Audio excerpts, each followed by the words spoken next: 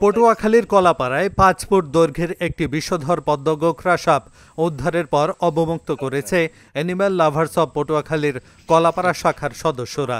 শনিবার দুপুরে পাশের আমতলী উপজেলার বান্দ্রা এলাকার খেলার মাঠ থেকে জালে পেঁচানো অবস্থায় সাপটি উদ্ধার করা হয়। পরে উপজেলার টিয়াখালী ইউনিয়নের আন্ধারমানিক নদী সংলগ্ন নাচনাপাড়া সংরক্ষিত বনে সাপটি অবমুক্ত করা হয়। হটলাইনে ফোন আসার কিছুক্ষণের মধ্যেই ঘটনাস্থলে পৌঁছে সাপটি উদ্ধার করা হয়। পরে প্রাথমিক চিকিৎসা শেষে বনে অবমুক্ত করা হয়। অ্যানিম্যাল লাভার্স অব পটুয়াখালীর সদস্যদের সব সময় সহযোগিতা করছে বন বিভাগ। Dhaka journal news desk.